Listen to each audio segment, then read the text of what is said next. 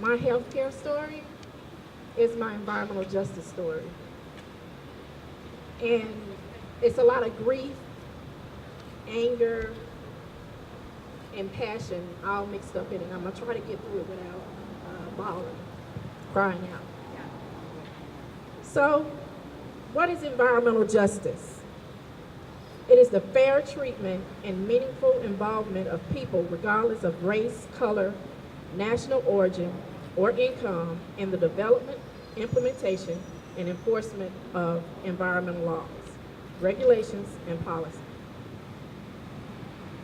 And to reiterate what people have said before me, disenfranchisement from all the environmental systems that you need in the pursuit of happiness affects health outcomes.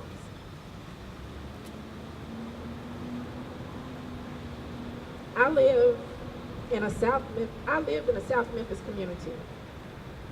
It's less than 5 miles away where I live now, but I grew up walking distance down the block from the Army Defense Depot that operated from 1942 to 1995.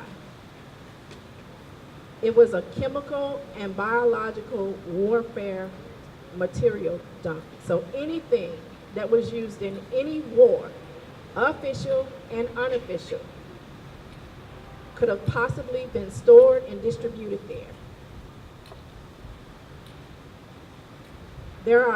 There are 360 known carcinogens that were disposed of. During the remediation process, they lost 3 leaking mini nuclear warhead missiles.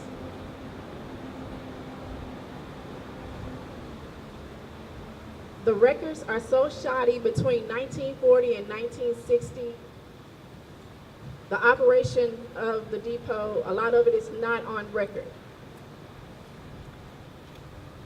The depot is on top of a watershed with 26 natural easements. Some of those are now covered because of the remediation process, which they like to call cleanup, but I have a problem with that. You can't just move dirt around that's toxic and think you add some more dirt that's not toxic and that's going to fix the problem.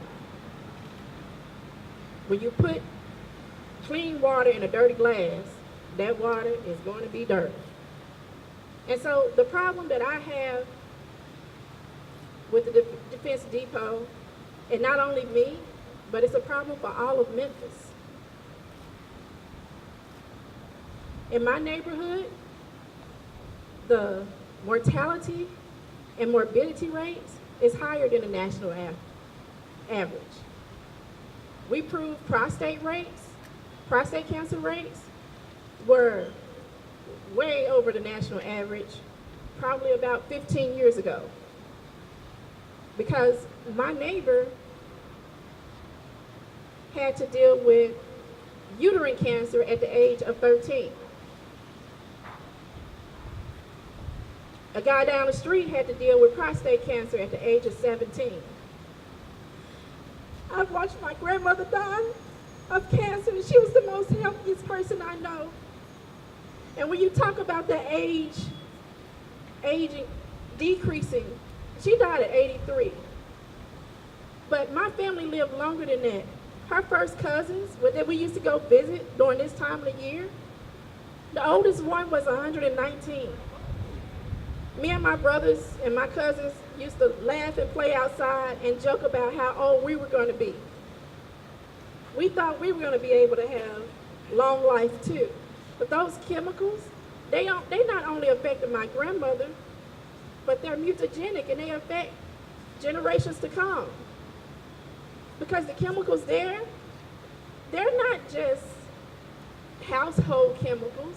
These chemicals was used to torture people slowly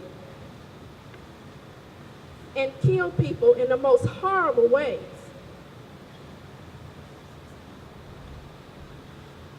And so this is a Superfund site in Memphis, Tennessee. And It's not the only one.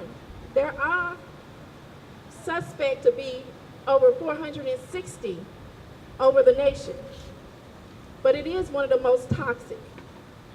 Our community was the test community on how to public relations a community.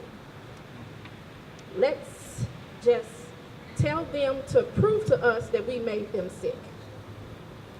See, not only did we suffer a balance that we couldn't see, that was taking away our health, we then were victimized all over again when public officials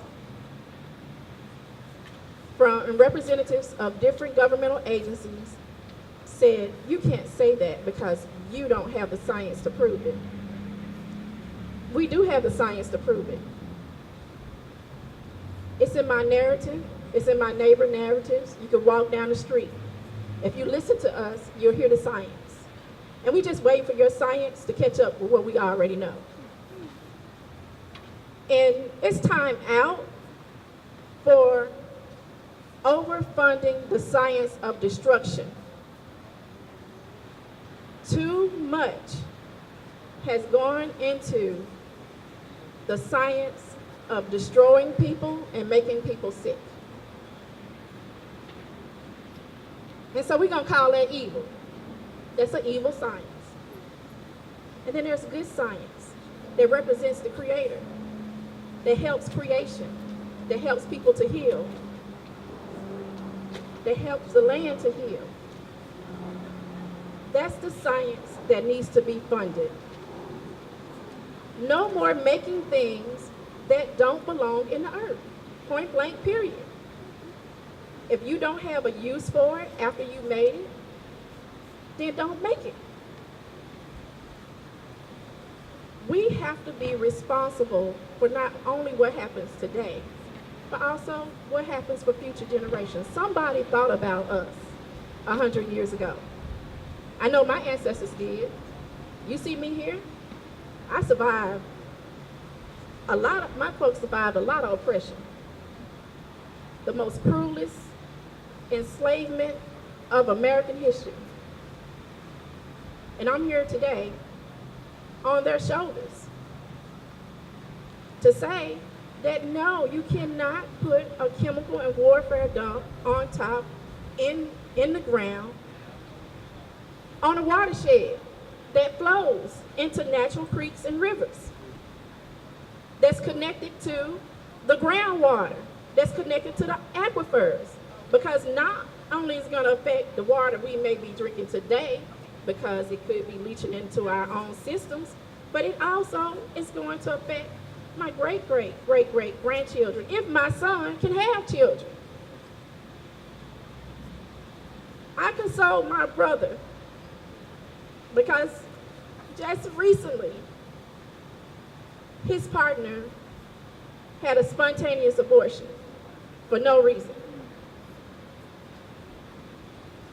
Not only is this making people sick, but it's affecting how we're able to reproduce. This is genocide. It's unacceptable. And just because you think it's in South Memphis, one thing about pollution, it don't care who your mama is. It don't care who your daddy is. It don't care if your uncle is a state legislator. It don't care if your granddaddy founded a city on somebody else's land. It don't care about any of that. It don't fall into those isms. And a chain link fence can't contain contamination. There's air, water, soil that connects in a system that continues to communicate with one another on how to renew itself. And we are part of that system, and we're supposed to interact in a way where we can get that system to renew also. We can do that through renewable energy, and we can stop with behaviors that's destroying the earth. Now, at this point, I still have a lot of tears, but I can't do nothing but go forward because it's time to fight. Not only am I fighting for the remedy of the landfill in South Memphis, but I'm telling you now, don't bring another landfill in Memphis. We should be working towards an infrastructure that supports zero waste. Don't tell me it can't be done. It's your corporate greed that's telling you it can't be done. The only reason we don't have sun energy is because you can't figure out a way to keep the sun from shining on poor folks. But see, the way favor goes from my creator, it goes to everyone. It doesn't discriminate. The pollution in the land, it don't discriminate. It's only people that do that. And it's time to put systems in place to put those people out of office. So we don't just start with this just march. There are different strategies that we have to move forward with. You think just because you see these people out here that's ready to go to jail today, that's just one strategy. That's to bring awareness. But there's a legislative strategy, because each organization out here has policies that's going to protect and preserve creation, whether it is in the healthcare field, whether it's in renewable energy, or if it's to clean up a dirty problem or contain the dirt.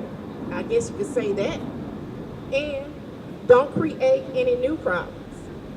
So look, if you with me, tell me now.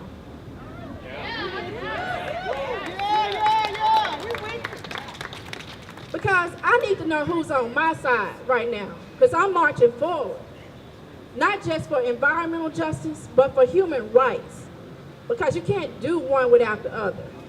What happens in the environment also happens in education. You can't tell me somebody polluted with heavy metals is not going to have a successful education environment.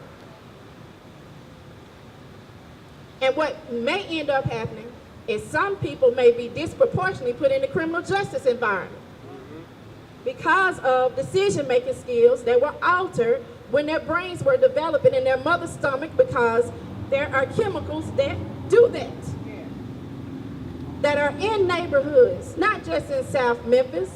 This is all over the United States. And it's just not just black people, it's Latino, it's Native Americans, and there's even poor white people. And that's the reason why this is called the Poor People's Campaign, because poor people get disenfranchised from the policies that support corporate greed. Thank you so much.